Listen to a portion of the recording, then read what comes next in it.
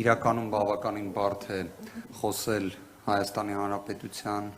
իրավական համակարգի պատմության լավագույն ներկայացուցիչներից Տիկին Գյուլումյանի խոսքից հետո, որովհետև ինձ մոտ նույնիսկ կրկին տպավորություն էր, որ ես հերթական անգամ առիթ ու հնարավորություն ունեմ գիտելիքներ ստանալու, որովհետև Տիկին Գյուլումյանին կարելի ասել ոչ միայն Հայաստանի Հանրապետությունում են ճանաչում եւ իսկապես շատ ուշադիր բծախնդրորեն լսում են ամեն խոսքը, այլ նաեւ Եվրոպական երկրներում, որովհետև Տիկին Գյուլումյանը նաև հենց մարդու իրավունքների Եվրոպական դատարանի նախադեպային իրավունքի ձևավորման ոչ թե զուտ ներկայացնում է այդ նախադեպերը, այլ հենց ձևավորմանը մասնակից է եղել որպես դատավոր երկար տարիների եւ կարելի ասել նաև բազմաթիվ դեպքերում հենց Հայաստանի Հանրապետության շահն է կարողացել պաշտպանել միջազգային հարթակներում, այդ թվում հենց մատնանշելով ենթադրենք հենց հարևան կամ թշնամի երկիր հանդիսացող են, ինչը մենք տեսնում ենք նաև այս վերջին մեկ տարվա ընթացքում երկրի Ադրբեջանի ներկայացուցիչների կողմից բազմաթիվ գրոհներ փորձել է կասեցնել կամ դեմն առնել, կրկին պաշտպանելով Հայաստանի շահը։ Իդեպ շատ հետաքրքիր էր նաև, որտեղ տրամաբանորեն կարող եմ նաև որոշակի շեշտադրումներ կատարել, թե Տիկին Գյուլումյանի կողմից ներկայացվածի տեսանկյունից Հայաստանի Հանրապետությունում ինչեր էր կատարվում։ Տեսեք, մենք խոսում ենք դատավորների անկախության երաշխիքների մասին, սոցիալական, ֆինանսական, ինչպես նաև օրենսդրական, որոնք մանրակրկիտ մատչելի ձևով ներկայացվեցին, չէ՞։ Իսկ հիմա պատկերացրեք, երբ այդ բոլոր երաշխիքները կան, թղթի վրա գրված են, բայց միաժամանակ լինում է դեպք, երբ վարչապետի ցուցումով դատարանների մուտքերը ու ելքերը շրջափակվում են։ Դուք պատկերացնում եք, այսինքն թղթի վրա գրված է, որ դատավորը անկախ է, դատավորը երաշխիքներ ունի, բայց դատարանների մուտքերը ու ելքերը շրջափակվում են։ Ես չգիտեմ արդյոք մեր հանրության ներկայացուցիչները տեղյակ են թե ոչ, բայց երբ մարզերում էին նաև փակվում դատարանների մուտքերը ու ելքերը, դատարաններից մեկի հիմա չկոնկրետացնեմ բոլոր դեպքերում, որտեղ դա էլ կարող է հետագայում նույն այդ անձի համարով այդ process-ին մասնակցում էր իրավական հետևանքներ առաջացնի, բայց խոսքի վերջում մեր հայրենակցի մասին է, ով մտածում էր, որ եթե վարչապետը մի բան ասում, ուրեմն վստահ օրինական մի բան կասի։ Անձերից մեկը, որը գործով ամբաստանյալ էր, գնացել էր իր այդ դատավորի մուտքը դատարան փակել էր, ասելով, որ դու էլ չես կարա մտնես ու ինձ դատես։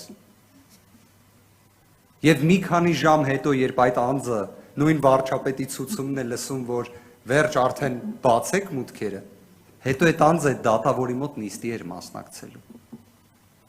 Իրականում, սենց կարելի ասել, մենք նայում ենք իրան լոկալ մի էպիզոդ, չէ՞, բայց դուք պատկերացնում եք նույն դատավոր եւ դատավարության մասնակիցներ հարաբերությունների տեսանկյունից ինչ խայտառակ մի տեսարանի մենք ականատես եղանք։ Մենք խոսում ենք 21-րդ դարի եվրոպական երկրների մասին ու մենք նման դեպք ենք ունեցել։ Այս կարճ ժամանակահատվածում։ Մյուսը, խոսում ենք, որ դատավորները պետք է ունենան ներքին անկախություն։ Տիկին Գյուլումյանը շատ կարևոր շեշտադրում կատարեց։ Սրա մասին շատ քիչ են խոսում հիմա։ Ներքին անկախության ամենակարևոր գործիքներից մեկը, գիտեք որն էր։ Էլեկտրոնային մակագրման համակարգը։ Որտեղ դատավորը, որպեսզի անկախ լինի մյուս գործընկեր դատավորներից, ինքը պետք է դրա նաև տեխնիկական հնարավորություն ունենա։ Էլեկտրոնային մակագրման համակարգը թույլ էր տալիս, որպեսզի դատավորը անկախ լինի իր դատարանի նախագահից, որտեղ միշտ նախկինում մակագրողը եղել է դատարանի նախագահ։ Հիմա պատկերացրեք, Հայաստանի Հանրապետության դատարանների վերաբերյալ եղել են խնդիրներ նախկինում, տարիներով, իհարկե։ Որևէ մեկը այդպիսի միամիտ անց թող չունի, որ ասի դատարանները միշտ փայլուն են եղել, հիմա են խնդիրներ, ոչ եղել են խնդիրները։ Բայց ինչն է կարևորը, դրականի դինամիկա է եղել, դրականի։ Այսինքն բարեփոխումներ կատարվել են, կարային ավելի արագ լինեին, այլ հարց է, բայց կոնկրետ կատարվել են։ Դրանցից մեկը էլեկտրոնային մակագրման համակարգն էր, որ դատարանի նախագահը նույն այդ մյուս դատավորների մոտ չունենար այն դիրքավորումը, որ գիտեք, ես գործը քեզ կմակագրեմ կամ քեզ չեմ մակագրի։ Ու դրանով նույն այդ դատավորը որոշակի կաշկանդվածություն էր ձեռք բերում նույն այդ դատարանի նախագահից։ Էլեկտրոնային մակագրման համակարգը վերացրեց այդ կաշկանդվածությունը։ Բայց ինչ եղավ վերջին 4 ամսվա ընթացքում։ Էլեկտրոնային մակագրման համակարգը բառացիորեն առգրավեցին։ Այսինքն 21-րդ դարում, երբ բոլոր թվային գործիքներ կան, որ, չգիտեմ, մարդիկ մի քանի ժամում կարողանում են մի հատ լրջագույն նոր համակարգեր ստեղծել, Հայաստանի Հանրապետությունը բացառիկ է այդ իմաստով։ Այստեղ կարողանում են մի հատ տեխնիկական լուծում այդ մակագրման համակարգը արգրավեն եւ ամիսներով դա չլինի։ Մինչ օրս չկա։ Մենք հիմա քննարկում ենք ունենում եւ պարզապես դատարանների նախագահները իրանք որոշում են հենց իրենց մակագրեն կամ ուրիշին մակագրեն կամ ոնց ուզեն այնպես էլ անեն։ Սա խաթարում է դատավորի անկախությունը իհարկե, որտեղ միայն այդ փաստը մակագրման դա արդեն դատարանի նախագահ դատավոր շփում է, որը պետք է չլինի, որտեղ մեզ մոտ մշակույթ այնպիսին չէ, որ եթե դատավորը շփվի դատարանի նախագահ, միևնույն է որևէ խնդիր չկա։ Ցավոք մենք չունենք այդ հասունությունը։ Եվ այս իշխանությունները կարելի ասել իմանալով այդ ամենը, քաջ գիտակցելով այդ ամենը, որոշեցին մի քիչ ձևականություններից հեռու մնալ, ուղղակի վերցնել մակագրման համակարգը, որ չլինի մակագրման համակարգը։ Սա լրջագույն խնդիր է։ Եվ մենք խոսում ենք, Տիկին Վարդանյանը իր խոսքում ասում է, որ ինչպիսի ազդեցություն այս ամենը ունի եվրոպական երկրներում Հայաստանի Հանրապետության հեղինակության տեսանկյունից։ Շատ վատ ազդեցություն ունի։ Եվ դրա հետևանքները մենք դեռ տեսնելու ենք։ Եվ ցավոք սրտի այդ հետևանքները լինելու են տարբեր ոլորտներում եւ տարբեր դիտակետերից են մեզ վրա ազդեցություն թողնելու։ Մենք նույնիսկ կարող է հիմա չպատկերացնենք, բայց կարող է լինել մի շատ սուր, միջազգային նաև հարթակներում քննարկման թեմա, եւ մեզ որպես հակափաստարկ, մեզ որպես բացասական երևույթ ասեն դուք չեք այն երկիրը, որտեղ դատարանների մուտքեր ու ելքեր են շրջափակում։ Դուք չեք, որ մակագրման համակարգը ընտրություններից անմիջապես հետո վերցնում տանում եք։ Կամ դուք չեք այն երկիրը, որտեղ Վենետիկի հանձնաժողովը բառացիորեն ասում է սահմանադրական դատարանի դատավորներին, չի կարելի մի քանի ժամում ասել, որ գիտեք դուք էլ դատավոր չեք, բայց դուք միևնույն այդպես էլ արել եք։ Այս խնդիրները կան եւ խանգարելու են մեզ։ Եվ փոխանակ դրանք րոպե-շուտ լուծվեն, դրանք ավելի խորանում են։ Մենք խոսում ենք դատավորների անկախության մասին, չէ՞։ Հիմա նույն հաջողությամբ եկեք ես փորձեմ հակառակ կողմից մոտենալ։ Դատավորները կարող են ասել, որ բա թղթի վրա մենք ունենք անձեռմխելիություն, բայց կներեք։ Պատգամավորներն էլ ունեն անձեռմխելիություն, բայց պատգամավորները կալանավորվում են առանց ազգային ժողովի համաձայնության, որը ավելի բարձր անձեռմխելիություն է իդեպ։ Դատավորներին ասում են դու անձեռմխելի ես միայն քո կատարած որպես դատավոր արարքների համար։ Իսկ պատգամավորները անձեռմխելի են առհասարակ ցանկացած ոտնձգությունից, բայց մենք փաստ ունենք, որ օրինակ մեծ հեղինակություն վայելող Հայաստանի Հանրապետությունում մեծ վաստակ ունեցող եւ падգամավոր Արմեն Չարչյանը կալանավորված է։ Մի հետաքրքիր բան է, sense պարզ փորձեմ բացատրել։ Անձեռմխելիության հարցը իդեպ շատ լավ է, որ նաեւ Էրիկ Ալեքսանյանը հենց կողքս նստած է։ Թույլ չի տա խափը։ Էրիկ Ալեքսանյանը բարձրաձայնում է վերաքննիչ քրեական դատարանում, ասում է հարգելի դատարան։ Արմեն Չարչյանը падգամավոր է, անձեռմխելի է։ Տենց է ստացվել, որ ԱԺ չի եկել գլխավոր դատախազը։ Համաձայնություն չի ստացել, հետեւաբար չի կարող կալանավորվել։ Ինչ է անում վերաքննիչ քրեական դատարանը դատավոր Ռուբիկ Մխիթարյանի նախագահությամբ։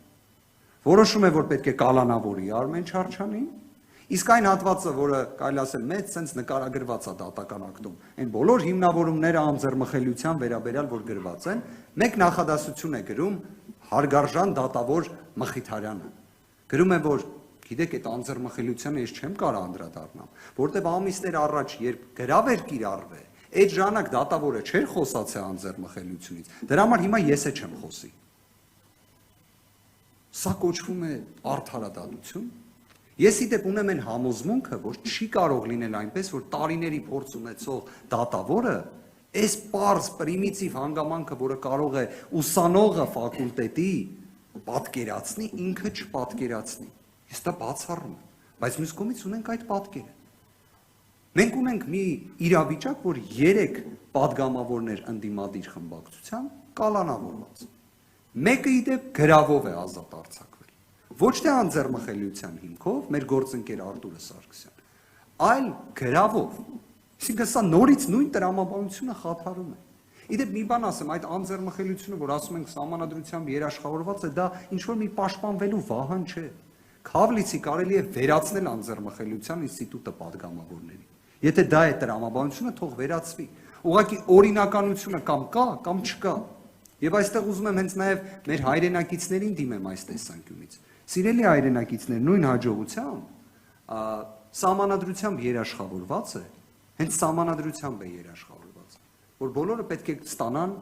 կենսաթոշակ, նվազագույն ամսական աշխատավարձը պետք է պահպանվի եւ այլն։ Սրանք գրված են սահմանադրությամբ։ Այն նույն թղթում, որտեղ գրած է, որ падգամավորները նաեւ անձեռմխելի են։ Հիմա եթե մեկը խախտում են, այն մյուսներն է կարան մի օր էլ խախտեն։ Հիմա կարող է ասեն օրինակ 6.5 միլիարդ դոլար փող պետք է գար Հայաստան, վայ չեկավ, դրա համար կենսաթոշակն էլ չեն կարողանում միաժամանակ վճարել։ Եվ վերջում ուզում եմ նաև շատ կարճ անդրադառնամ Եվրոպայի խորհրդի խորհրդարանական վեհաժողովի անդամին վերապահված իմունիտետին, նույն էլի անձեռմխելիությանը։ Իսկ մանրամասներին արդեն Հայաստանի իսկապես բացառիկ դատավորներից Աննա Դանիբեկյանի վերաբերյալ կարծում եմ Էրիկա Ալեքսանյանը ավելի լավ կանդրադառնա, չնայած փաստացի թե Էրիկա Ալեքսանյանը թե ես այլևս չենք մասնակցում դատավարության, այդ առումով զրկված ենք այդ հնարավորությունից առնչվելու բացառիկ դատավոր Աննա Դանիբեկյանի հետ, բայց ինչն եմ ուզում ֆիքսենք։ Պատկերացրեք Հայաստանի Հանրապետության սահմանադրությունը, որ նոր խոսում ենք, չէ, տալիս է անկախության երաշխիք, տալիս է։ Մի հատ էլ Եվրոպայի խորհուրդը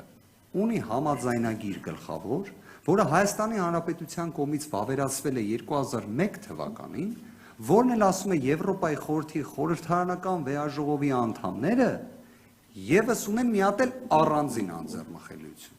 Պատկերացրեք տեղական անձեռմխելիությունը մի կողմից, միջազգային անձեռմխելիությունը մյուս կողմից, որն էլ վերաբերում է Եվրոպայի խորհրդի բոլոր երկրներին։ Այսինքն օրինակ Եվրոպայի խորհրդի անդամ երկիր է Շվեդիան եւ Նորվեգիան։ Իրանք գիտեն, որ եթե իրենց падգամավորը ԵԽԽՎ անդամ է, ինքը ունի անձեռմխելիություն, այդ մարդուն չի կարելի որևէ կերպ խոչընդոտել, մինչև այդ իմունիտետը, այդ անձեռմխելիությունը չես հաղթահարել։ Հիմա Հայաստանը այդ առումով էլ դարձավ աննախադեպ։ Հայաստանի Հանրապետությունը 1950-ականներից կարելի ասել, առաջին երկիրն է, որտեղ ԵԽԽՎ անդամին ասում են դու չես կարող գնաս մասնակցես ԵԽԽՎ-ի աշխատանքներին։ Այն տրամաբանությամբ, որ դե ինչ արած, որ դու անձեռմխելիություն ունես։ Դե չես կարող գնաս։ Դե որտեվ ստեի դատավորը տենց է որոշում։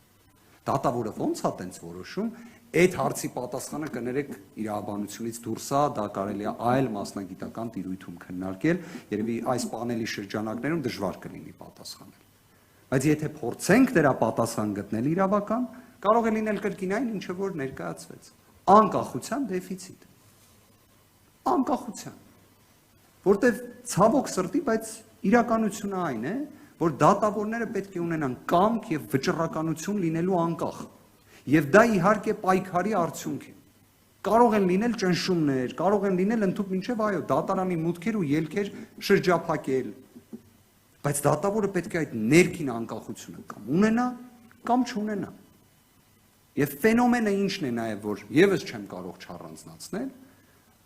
այս իշխանությունների բազմաթիվ ներկայացուցիչներ տարիներ շարունակ խոսում էին օրինակ դատավոր Մնացական Մարտիրոսյանի մասին, ասելով, որ ինքը բացառապես քաղաքական հետապնդումներ ապահովող դատավոր է։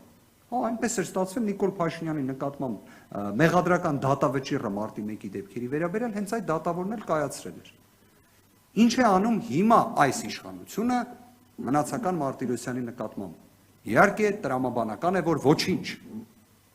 որտեվ հիմա ինքը լավ դատավոր է, բայց իր մեջ ոչինչ չի փոխվել։ Ոչինչ։